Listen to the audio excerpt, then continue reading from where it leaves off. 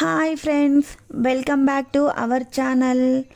ఈరోజు మనం చాలా ఇంపార్టెంట్ టాపిక్ గురించి మాట్లాడుకుందాం. అదేంటంటే పర్సనల్ ఫినాన్స్. ఇది ప్రతి ఒక్క మనిషి లైఫ్లో బేసిక్ స్కిల్, కానీ మనకి ఇది స్కూల్లో కానీ కాలేజ్లో కానీ ఎవరు నేర్పించరు.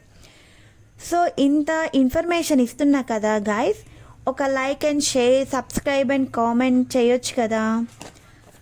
బట్ డోంట్ వరీ, ఈ వీడియో చివరి వరకు చూస్తే మీకే ఫినాన్స్ అంటే ఏంది, ఎందుకు అది చాలా ఇంపార్టెంట్, అది ఎలా స్టార్ట్ చేయాలి అన్నీ క్లియర్గా తెలుసుకుంటారు. So let's begin. What is personal finance?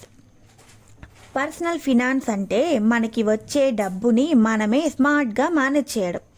సింపుల్గా మీకు చెప్పాలంటే ఎలా ఎర్న్ చేయాలి, ఎలా సేవ్ చేయాలి, దేంట్లో స్పెండ్ చేయాలి, దేంట్లో ఇన్వెస్ట్ చేయాలి, దాన్ని ఎలా ప్రొటెక్ట్ చేసుకోవాలి, గ్రో ఎలా అవ్వాలి.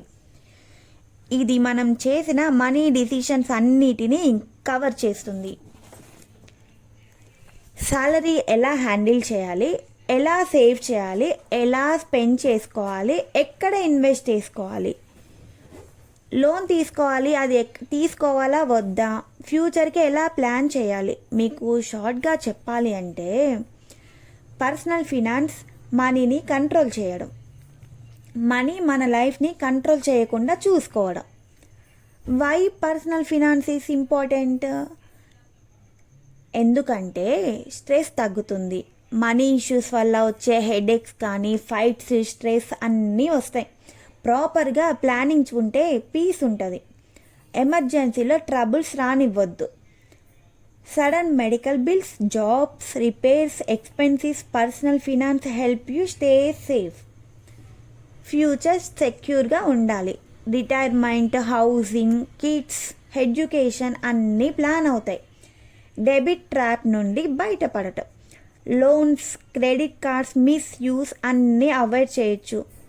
బ్రీఫ్గా చెప్పాలి అంటే మీకు good personal finance, better life decisions.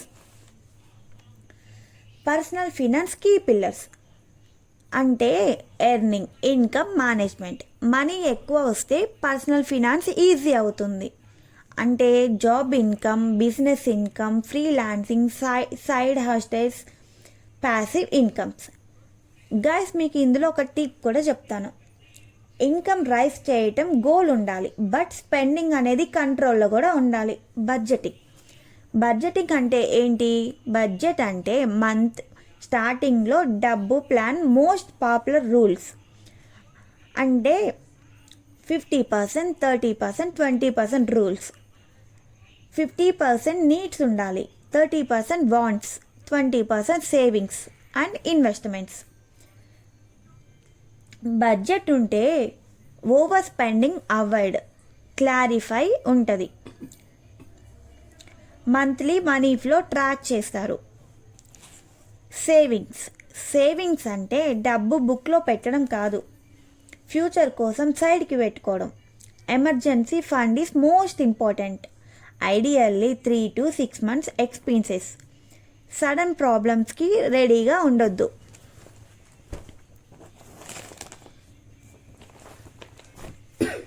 Investing.